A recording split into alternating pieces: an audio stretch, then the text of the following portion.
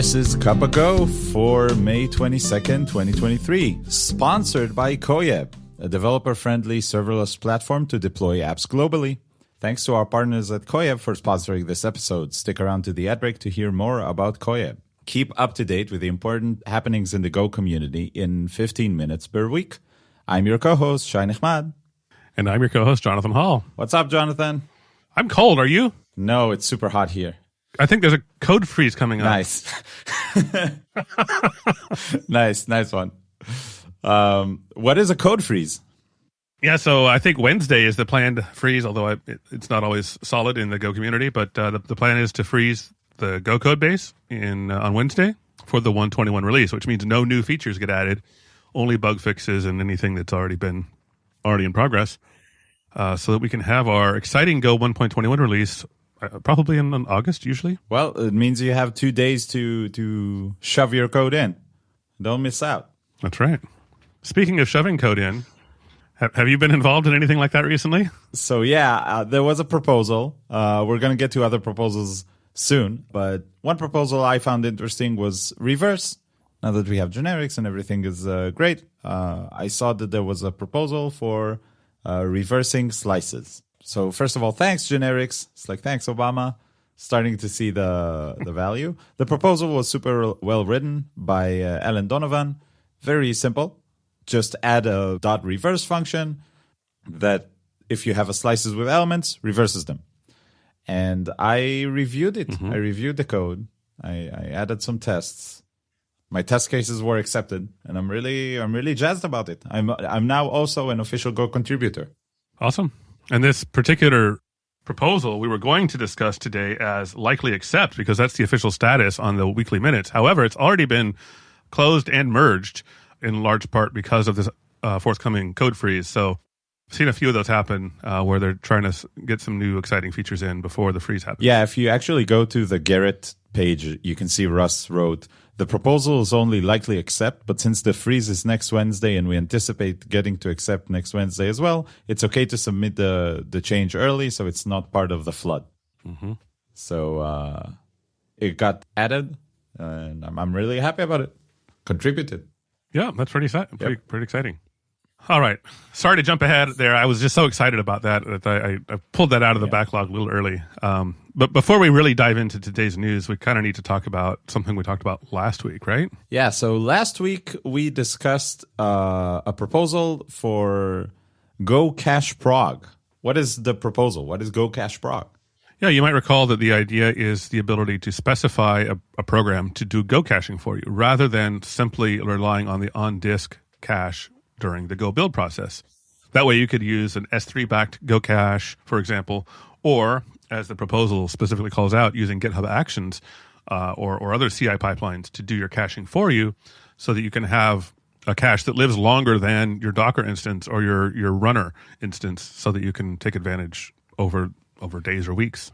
Which sounds great, but my bug sensors immediately went off, my Spidey sense. I just heard the word cache, right? And we even joked about it last episode. Cache equals bugs. Obviously, it's not going to work. It's going to have a ton of bugs. And I very confidently said, oh, this is going to have a ton of bugs, but I'll be happy to complain about it. And this was, I guess it was a bit of a flame baity take. In Cup-A-Go, our Slack community in the Gopher Slack, Josh Snyder said that he thinks we overstated the dangers of using an external Go cache. And after a bit of, back and forth, he explained why. I was afraid that computing the same build ID or, the same hash would be very difficult because of, embedded files, like how you can use Go embed, right? Or just different machines have different environments. It's not going to come out the same.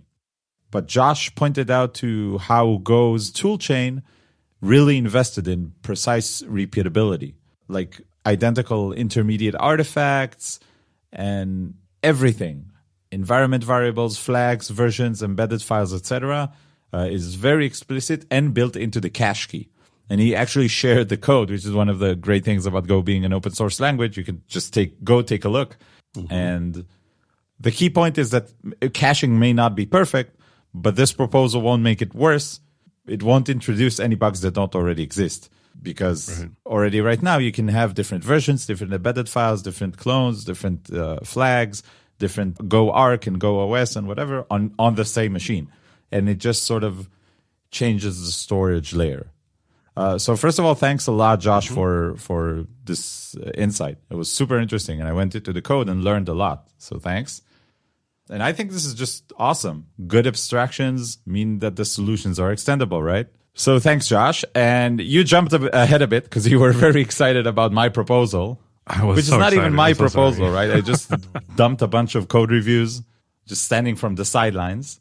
But let's go back into proposals. So what other proposals did we see this week that we found interesting? There were actually a few that are still new, and we're waiting to see what happens with them. One about templating and one about min-max.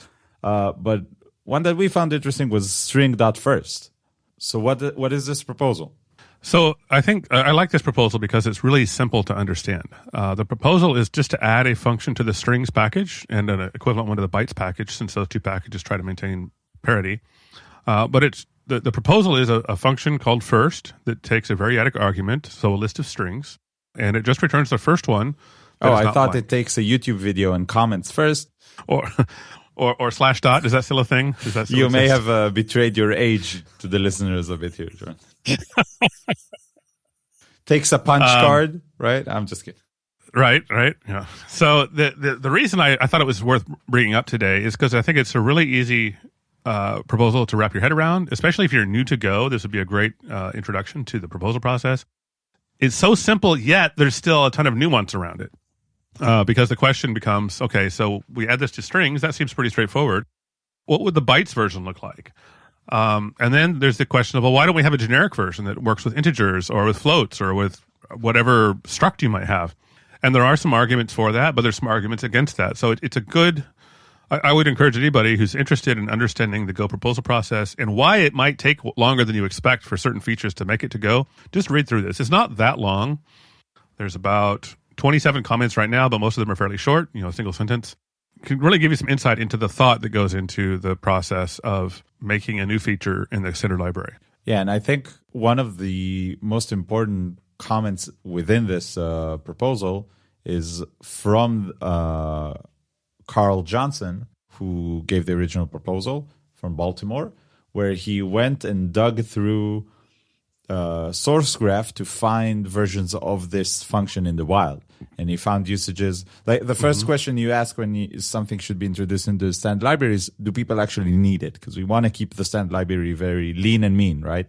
And he went and found versions in Kubernetes, kubectl, Istio, like with 15 usages, Grafana, SeaweedFS, just a whole bunch of projects that already implemented it for themselves. And it also helps to see where you might want to use strings.first. Just shows you some real world examples. For example, you want to show a user's name on the site, right? Then you need to return their name. But you have their full name, their first name, their login name, and their email. And some of these, people might have not filled out. So if you use strings.first, you can just pass a slice of all of these. The empty ones are going to get filtered down until you get to the first filled one. And you can do it by order. So it's, you want to show the full name before you want to show the email. This is one use case for example, in Grafana. So it's really, really good to see this data when you're trying to introduce a proposal. This does it for proposals this week. There are more, but these ones are ours. Let's look around the community a bit. Posts, releases, anything interesting you found? I found an interesting blog post came out just this last week from Chris Siebenman about Go finalizers. If you're new to Go, you might not know what a finalizer is, and it's a very uncommon feature in most Go programs. So just really briefly, you can set a finalizer on a type. Is that right? I've never used them. You set it on a type or on a variable? So it's I think you set it on a variable, and right? any. And when the garbage collector finds something with a finalizer, it runs the finalizer on the object. So you set it on the specific instance, not on the type, right? Yes. Okay, let me restate that. So if you're not familiar with Go finalizers, and you likely aren't because they aren't used frequently, you can set a finalizer on an instance of an object in Go or of a variable. And when that variable is garbage collected, the finalizer runs. So it's a function that does some sort of cleanup for you. So this particular blog post is responding to another one about the cost. Actually, the original post that's being responded to is called "The Absurd Cost of Finalizers in Go." You gotta love that bait titles, right? Yes. Last week we had this loop is never gonna escape, and this time it's the absurd costs of finalizers in Go. 10 horrible things the main function in Go does. Number 7's gonna blow your brains out. Less of these, please, and more of just descriptive titles. Anyway, so the original post is by Daniel Lemire. I hope I said that right. And he talks about using how finalizers are 10 times or so slower than not using finalizers. And this article by Chris is sort of rebutting that. Not saying it's technically wrong, but that it kind of chose a toy example that doesn't really reflect real usage.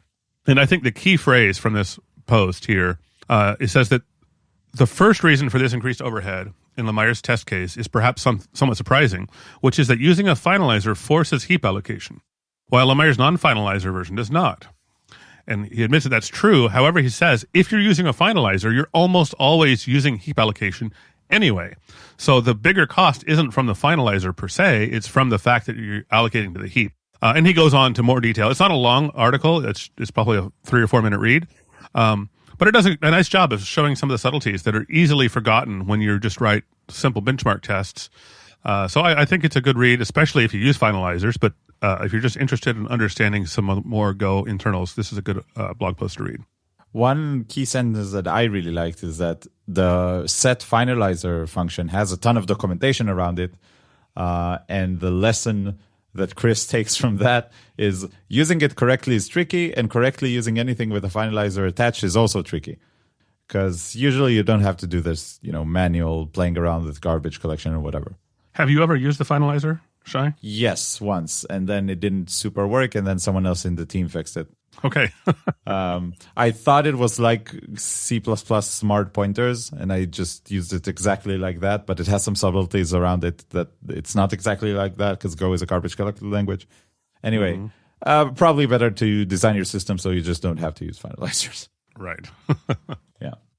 And last thing for today from around the community, PayPal just open sourced JunoDB. Which is Redis. They open source their, I don't want to, it's a really good article. You should go read it on Medium. And I just want to warn you that if you don't have a Medium subscription and you can't pay for it, definitely don't go into the web archive project, the Wayback Machine, and look for this page, which has the content for free. Definitely don't do that because that's not fair. Right, Jonathan? Right. And nobody tell the FCC about this podcast as well, because they haven't caught on to this medium yet. Anyways, so PayPal has their own implementation of, a very scalable, very secure, highly available key value store.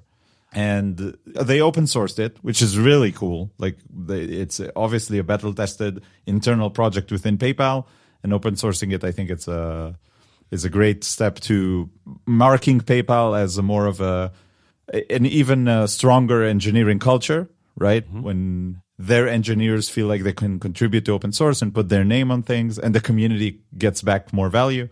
That works great in both ways. And also we get this open source DB, which is good for us.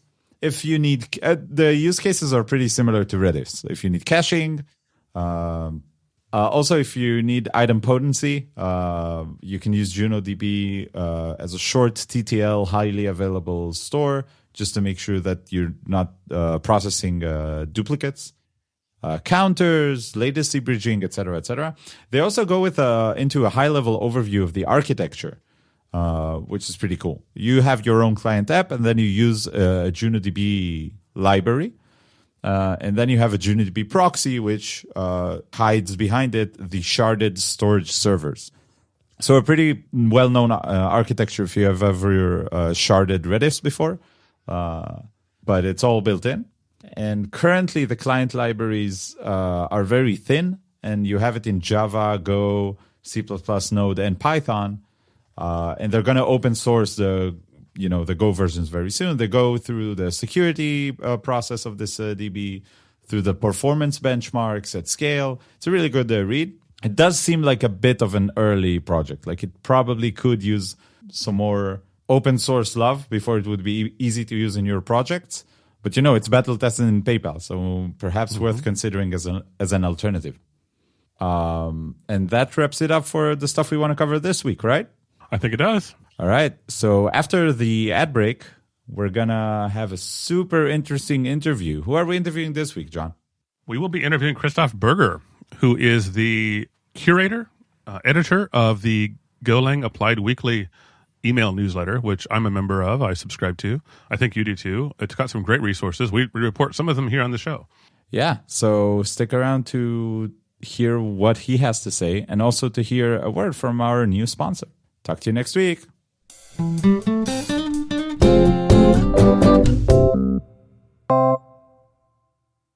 This episode is brought to you by Koyeb. Koyeb is a developer-friendly serverless platform to deploy apps globally.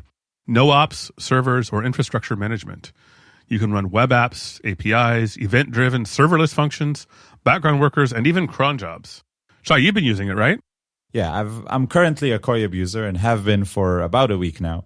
I've deployed one of my clients' workloads to there, and it actually was an absolute breeze. Before we agreed to partner up with Koyeb for the show, did want to test it, and I just connected my Git repo, did a few configurations. I have a mono repo, so I had to specify the subdirectory, 2 tries to get the command correct, and it was up. And the backend was connected to my front end on Vercel and just worked really well. And it worked super fast. That's the main thing I found lovely. Unlike, when I go to other cloud providers, I used to work in AWS, I used to work with GCP. I'm immediately out of my flow state. I'm like, oh yeah, I'm not programming. I'm doing DevOps. And with Koyeb, it just felt like very simple UX. Super responsive, doesn't get me out of my flow state. I just deployed it and went back to coding. And I'm getting emails on each deployment. Did it work? Didn't it work? Get a custom URL running up just in seconds. So overall, I had a really great experience. And if you need to deploy your own workloads to serverless on the cloud, try Koyeb. Awesome. Thanks, Koyeb, for sponsoring us. We appreciate it. Yeah, we appreciate it a lot. You should also check out the beautiful, beautiful people holding cups of our show. Yes, our merch is finally in the hands of listeners. And still not in our hands. Yes. I don't know if your shipment arrived yet, but mine is actually in the shop. I'm going to go pick it up this afternoon. I'm super hyped. Nice. Maybe that's the shipment. Maybe it's a different shipment. I don't actually know. But yeah, the pictures we have people posting selfies already on our Slack channel. Feel free to do so on social media if you're so inclined. #CupOfGo. I will be posting my own selfie, #CupOfGo, on my social media accounts as soon as my cup arrives. The cups look super attractive to me. I love the two-tone. The inside is one color and the outside is another color. I love that. It looks really attractive. So I'm really excited to get mine soon. Yeah, we don't have a taste verdict yet, if the coffee tastes better or worse. But I will I'll take it to some coffee shops around town and ask them, how does it work with cold brew? How does it work? We're going to give it a test, right? Right. What else should we mention? Well, you might remember if you've listened last week that we were looking for an editor. We're excited to announce that we have found one. Filippo is editing this episode. If you're listening to it now, thank you, Filippo, for editing and making us sound so much better than we ever have before. Yeah, I'm sure you're not pitching our voices right now or adding any funny side effects to make us sound silly. Everybody say hi, Filippo. Hi, Filippo. Thank you so much for editing this episode. And finally, we last week talked about the possibility of doing a live stream. So we did a survey. What results did we get back from that, Shay? So most people don't have time for live streams, which makes sense. So we're going to shelve that for now. Jonathan and I talked. We're going to do it at one point, but probably with someone else. If we can record an episode with someone else from around the open source community, then doing that with the live stream will make more sense than just for our audience, because you all like short episodes that you can hear on the go. But thanks for telling us how you feel. Yes, thank you so much for participating. So if you do want to reach us, you can reach us at cupago.dev. That's also where our store is, store.cupago.dev. You can talk to us and share your beautiful selfies in the Gopher Slack. That's hashtag cupogo with hyphens, so kebab case. And you can email us, news@cupago.dev. That is news@cupago.dev. If you like the show, please leave a review and rate it and share it and click on it and the heart and the bell and the notification and everything on whatever pleases the algorithm on Spotify, iTunes, or wherever you listen to your podcasts. And thanks a lot. Coming up, we have an interview with Christoph Berger, the brain and bronze behind Applied Go newsletter. See you there. So, Shay, I recently got a copy of the Applied Weekly. Let me start that over. Don't mess it up this time. So, Shay, I just got a copy of the Applied Go Weekly newsletter, and it has some really great articles in it. Have you seen this newsletter? Of course, I follow it. I really like the. Recently, it's gone into AI and stuff. I'm wondering who's writing it. Oh, wait. Yeah, I don't know. We should find out because he shared one of my videos, and so he's got a great guy. He's got good taste. So, yes. Oh, hi, Christoph. Welcome to the show. Thanks for having me. Hey, what's up? Thanks for coming. So tell us a little bit, Christoph, about who you are, and then we'll talk about the newsletter. But first, tell us about who you are, what you do. Yeah, we'll start there. Okay, I'm Christoph. I work and live near Munich in Germany, and I'm working as a freelancer, as a tech writer, and I have a side business that consists of 2 Go courses, online Go courses that one of them I built in 2016, and it's running till today. Yeah, and also I build a newsletter, as you mentioned before. Yeah, and it's coming out weekly. Recently I recognized that I missed the 5th year anniversary of the newsletter. It just went along, and thank you. Yeah, I think you want to know why I started this newsletter, right? Yeah, I'm quite curious. Yes. So the one of the main drivers was I was trying to keep up with the news and Go, to find the news and then the new projects and keep up to date. And so I was scanning the forums like Reddit and on other online sources, and I thought, well, if I do it for myself, why don't I collect all those things I find and post them in the newsletter, so I can help others find the same things with less effort than me. So instead of scanning like our Golang every day, you only need to open my newsletter and read it one time a week on Sunday. So that's how the newsletter got born, and it's running since years for every week except for a few holidays or something comes up in December, right? Yeah. I'm wondering about the name Applied Go. Sounds like the rest of the newsletters are theoretical Go. Well, no, Applied Go, the name is...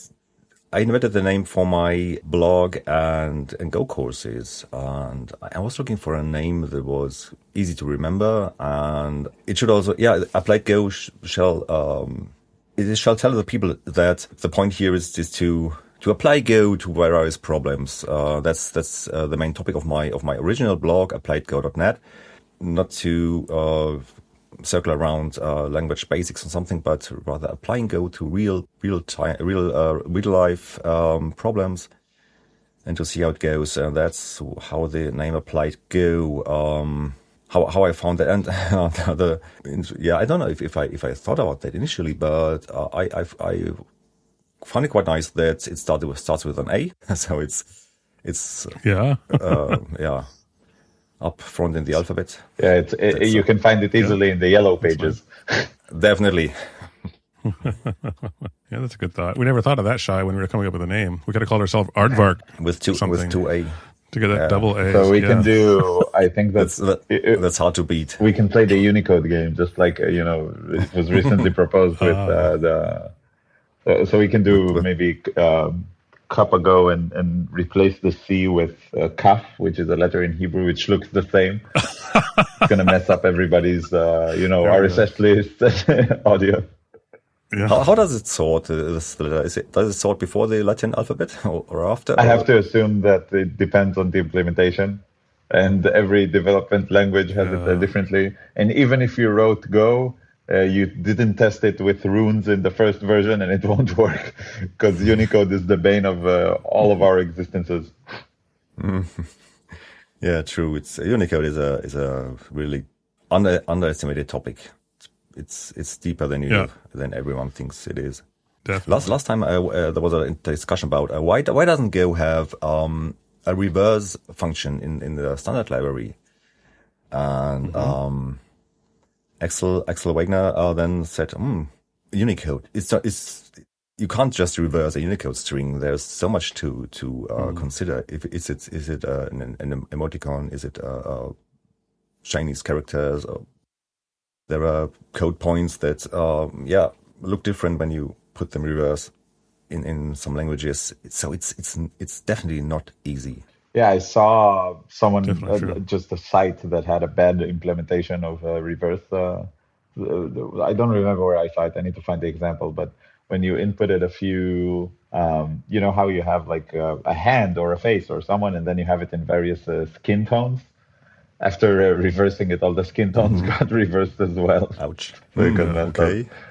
up. So Unicode is very difficult indeed. Absolutely. I would like to ask, in your recent newsletters, you've been talking about AI and Go. Oh, okay. I saw a few examples in your blog where you had the AI write your blog post 3 different ways, and you had it experiment with Go specifically. Jonathan, I know you tried GPT-3 and then GPT-4, and you were disappointed with 3, and then you were quite happy with 4. I'm wondering what's your experience using all these emerging technologies, which you can't stop hearing about, also in our podcast, with Go specifically. Yeah, I've seen Jonathan's posts about GP3 and 4, and it's amazing how much better the technique got between 3 and 4. As I said, I used AI for writing a blog article, which means I generated a picture, I interviewed ChatGPT about some Go problem, and I used, I think it was GitHub Copilot or some tool to generate the code. So, and it all went quite well. Not perfect, but I could see that even back then, these AI techniques are a huge help in many ways. And if it's only to generate limericks from the Go proverbs, which I did in another blog post, which was funny. I love that one. Yeah, it was really fun. I didn't change much in the limericks, but I did regenerate a few of them until they came out fine. But I didn't post-process them, so it's pure ChatGPT lyrics. And that's the fun part here with AI. But they keep getting better and better, and I think there are many ways to use AI, like in Codeium or Visual or GitHub Copilot, SourceGraph Cody, those two code helpers that can shell out code that you normally would have to hack in, and they have the ability to take out the boring parts of coding. I think fortunately the LLMs of today are limited in a way that they can't really compete with the real brain work that developers do, the creative brain work, the things the way you have think beyond the usual paths. I think that so far it enhances, you know what I mean? But it's not a replacement. Just makes me go faster. That's what I feel. Definitely. I mean, the LLMs of today, they generate output based on probability and stochastics, and they really don't know what they do. They have no understanding of what they are returning to a prompt. It's just a calculation. So there is a limit in what they can do, even if they get better and better. I mean, look at the Midjourney, at the pictures that people are creating in Midjourney these days. It's amazing. It's mind blowing, but still, it's yeah. Such as our podcast icon, by the way. Probability. I just want to take a short aside and read my favorite one of the applied Go limerick. A poetry reading. Wonderful. Yeah, yeah. Okay. Or maybe we can, why not? Jonathan, maybe we can put some fancy music here. I generated music, of course. Yeah. So one proverb of Go is that a little copying is better than a little dependency. And I just love the little limerick it wrote here. And it goes like this. A little copying is not a crime. It can save you from dependency's grime. Just be sure to give credit when credit is due and avoid any potential legal time. That's straight fire. Shouldn't that be? It would be slightly better if it ended with avoid any potential legal issue. It would rhyme that way. I know the limericks don't have to rhyme, but well, yeah. As I said, I didn't process the limericks, and that's what came out of GDP. What I find exactly. What I find fascinating is that GPT went from copying versus dependency to legal issues. Right. Why? But yeah, it's got a point here, definitely. Just to cover our asses, we are not lawyers. This is not legal advice. No warranty. This podcast is provided without warranty. And if you have any problems, go to Christoph, not to us. Okay. Just imagine every legal advice would in future be written in limericks. Then maybe I'd read them. That would be nice.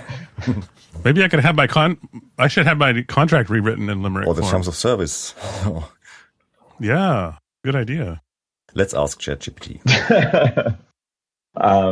So I'm curious. I saw that you posted the limericks on Reddit, and I personally have had very mixed results on Reddit. Sometimes I get flamed. Sometimes people love what I post. Have you had a different experience? Do you get positive reception when you post on Reddit about Go? Well, indeed, Reddit, our Golang is a large community, and of course, it's Reddit. It's open. Anyone can join and raise their voice, and so it's not surprising. I think that not everyone agrees with or likes your posts or what you share. So yeah, it's happened to me that I posted something and I thought it would be well received, and I was waiting for upvotes to come and they didn't come. So yeah, I think that's Reddit. That's life. That's when don't know how many Gophers are there on Reddit right now, 20,000 or more. I think it was 20,000 a few years ago. So anything can happen on Reddit. Exactly. That's kind of my thought too. Aside from that, I'm curious what kind of reception you've gotten. You've been doing this newsletter for quite a while. I don't know if you want to divulge subscriber numbers, but I'm just curious, what kind of reception have you gotten? Do you get positive feedback, no feedback? How does that go just in general? Even for the newsletter? Yeah. Well, yeah, maybe I don't talk about subscriber numbers because they are embarrassing. It's embarrassingly low because I didn't know how to make marketing for that. And yeah, for many years, the newsletter was simply me collecting things on Reddit and other forums and posting links to articles and projects. And it's only been recently that I improved the newsletter and added my Go tips of the week and quotes that I find on LinkedIn, Twitter, Mastodon, wherever. I think the newsletter is now going into a good direction, being more value to the readers, and it's also then about time to maybe promote it more to the people and keep the direction, of course. Keep posting more of myself and not only the replicated content of others. So we definitely highly recommend that everyone who's listening to go subscribe to the newsletter. It's great. It's a great source of Go-related stuff. If you're into concurrency, maybe you can read the newsletter while you're listening to the podcast. But yeah, it's definitely a great source for. I think you aggregate stuff really well and explain it very clearly. I like it a lot. And I do occasionally get feedback, and people say, that's a good addition that you bring to the Go community. And I'm, great. Thank you. I like that you include some original content. It's not just curating others. I'm thinking in particular of a post, I think it came out last week, called Why Ghost Declaration Syntax Backwards.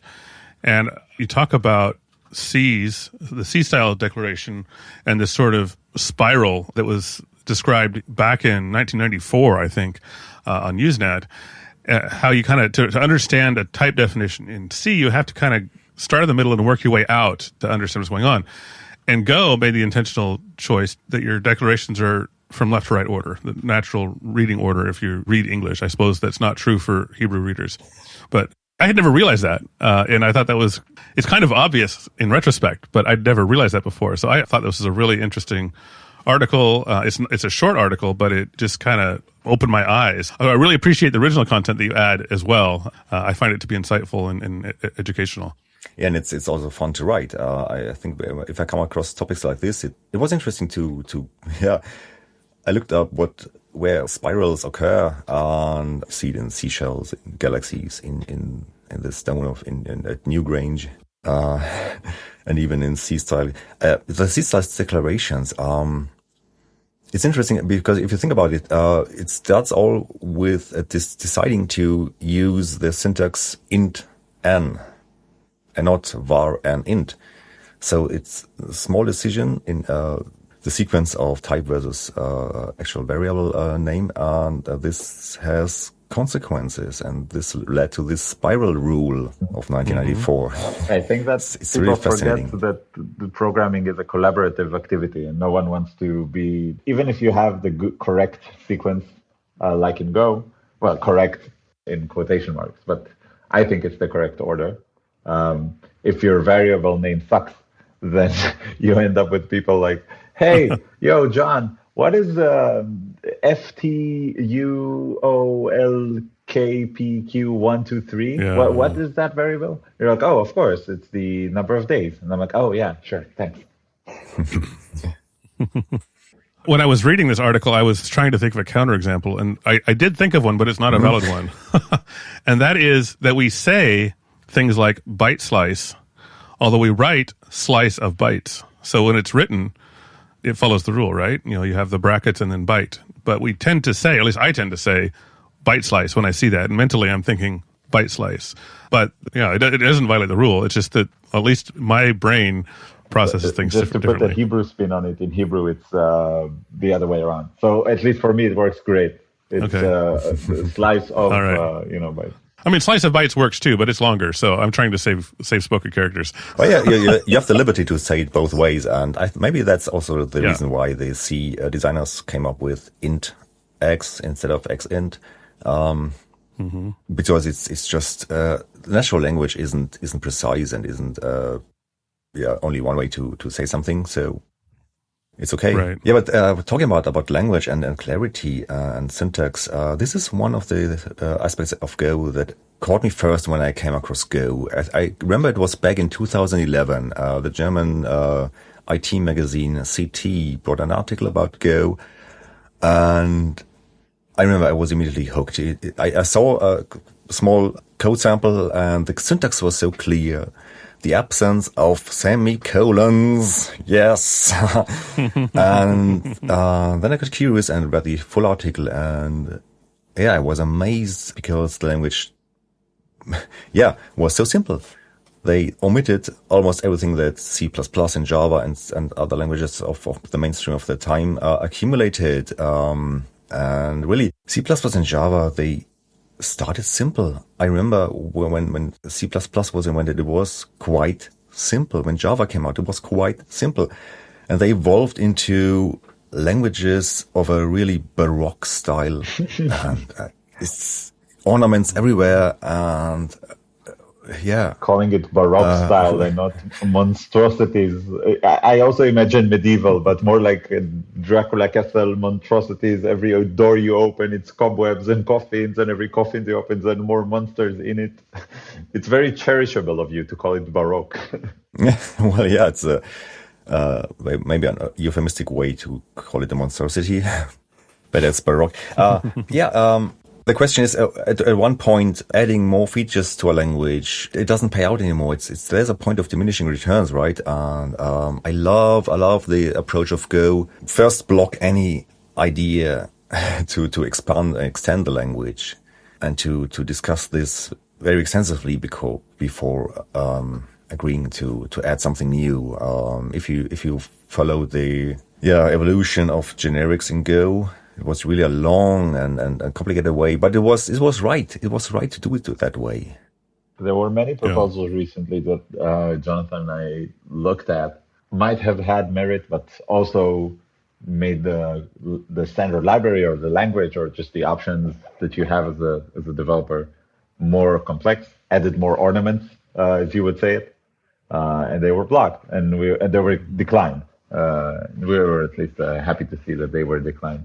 And even though Jonathan can be accused of adding ornaments to the language when he made the regex text JSON parsable or whatever that proposal was, would you say your contribution improved the language or just added an ornament, Jonathan? It didn't change the language, but the standard library, if we consider that, I think it improved it.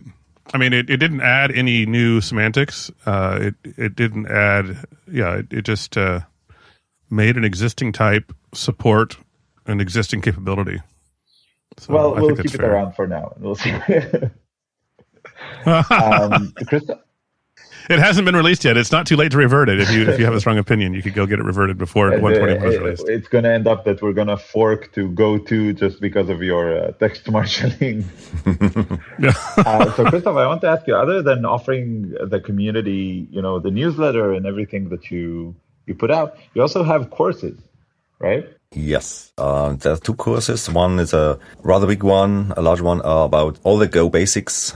It's a fundamental course for developers who want to start Go and don't have any prior knowledge of Go. You can start from zero and learn everything. So you get quite a decent fundamental to start from.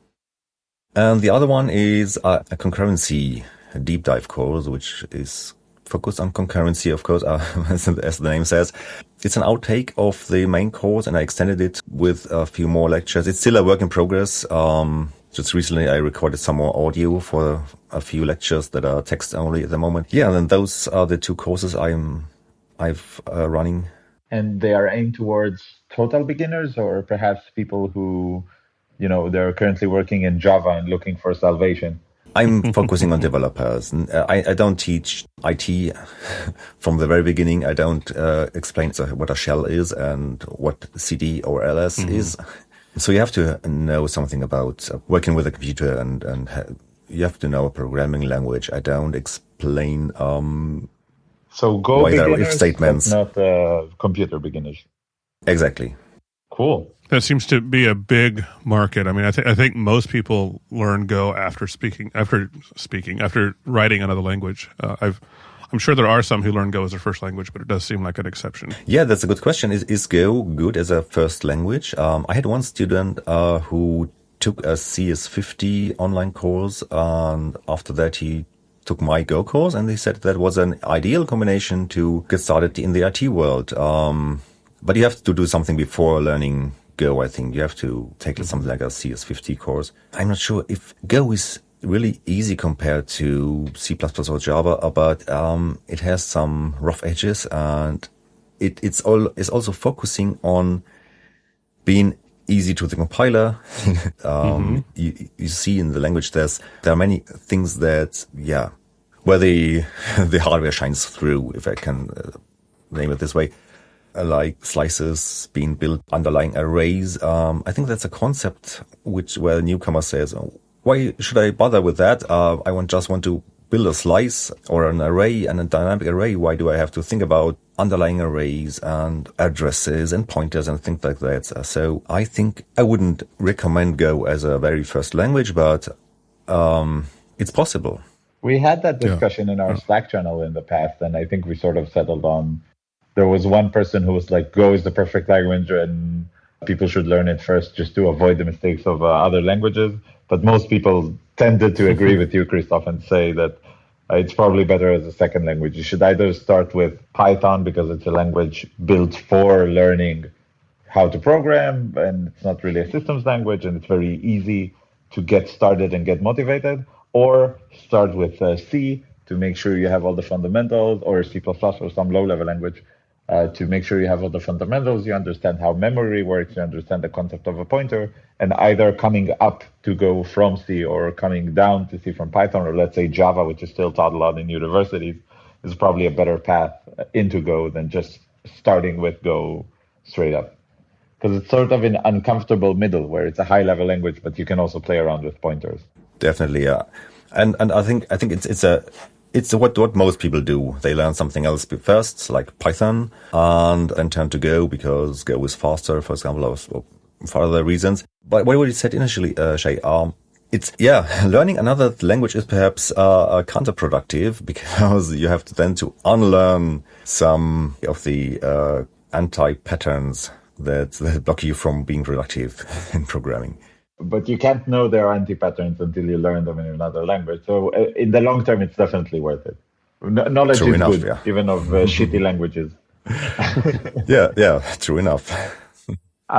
So we're coming up to a close here. Is there anything else we should mention other than your newsletter and your courses that people should know about if they want to reach you, if they want to hire you, if they want to talk to you? Well, the newsletter and the courses is pretty much anything that I publish around Go. My day job is, as I said, as a tech writer.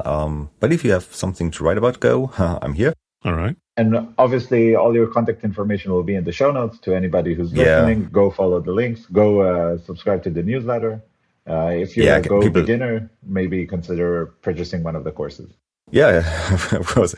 People can find me out on appliedgo.net or appliedgo.com. And I think that's easy to find. Good. So shall we do the stumper questions? It's time. All right. First, you've been told that you must remove a feature from Go. What would you remove? Okay. That's a difficult question. If I had to remove a feature from Go, a discussion that came up recently that I've followed is that comes up frequently is about pointers and especially nil values, because a nil pointer always causes a crash if not handled correctly. Mm-hmm. Why not think about removing nil values from the language, like not removing but replacing them by something else, like option types or something? And that's also another thing that's been discussed frequently. Why doesn't Go have option types? Maybe that's something to think about. Why not removing the nil ability of types? This question is slowly becoming an alternative proposal process. And I think this is the third interviewee we've had who wants some X and then match it on the result instead of if it's different from nil. Yeah. Maybe we can open a Kamago sponsored issue tracker. And on the flip side of that question, which should be a lot easier, if you were to look at other languages and the landscape and everything that the tech community has to offer that's not in Go, what would you introduce into the language? Yeah. Well, Go is the language that is famous for being stable and famous for not growing all the time and becoming more complex and more difficult to learn. So I wouldn't want to add anything, but from what I just said, when I would want to remove nil values and pointers, then the obvious answer is I would want to add option types. So like some open parentheses X, and then you can do pattern matching on it? Yeah, like that. And I think that's addition that's not too large and not too obstructive to language. This being said, I'm happy without it. Let's keep Go stable and simple. I like the answer. Yeah. Good answer. We might need to seriously consider option types. I've found myself missing them a few times as well. And in my last job, I had a programming task where I had to jump between Scala and Go. And obviously Go was a lot better. It was a lot more fun to program in Go. It was a lot more productive than trying to write the world's worst functional one-liner. But, the option types in Scala, they were nice. where you have like sum and you can pattern match. That was nice. I can definitely see the appeal. The other way around was a lot worse, though. When I went back to Go, I felt so good, and then when I had to go back to Scala, I felt so bad. Well, and I think at these times, okay, we can really say if anyone wants to add something to Go or remove something from Go, I think this will become the task of AI. You can teach AI to turn your thoughts into Go code. So if you talk in terms of option types, the AI will turn this into option typeless Go code. Wow, that's super Easy interesting. win. Sure. So why not? Yeah, keep the bare language simple and have an abstraction above it where you talk to it in natural language. Or We could call it WebAssembly. we're just rediscovering the same thing. Yeah. All right. Well, this has been fun. Thanks, Christoph, for coming on. I really appreciate Thank you, Jonathan. getting to pick your brain a little bit. It was great to be here. Great. Wonderful. Well, we'll see you all next time. Yeah, see you. Thank you. Bye-bye. Now that Christoph's out of the call, we can, talk about him. He's not here. What a nice guy, am I right? Yeah, it was a pleasure to talk with him. And I chatted with him a couple of times just by text on LinkedIn. It's a great guy. I love his newsletter. I read it every week. Yeah, be sure to subscribe to Applied Go newsletter if you found Christoph's views on things interesting. And yeah, that's what we have for you all this week. Thanks a lot for listening. Tune in next week. Until then. Bye.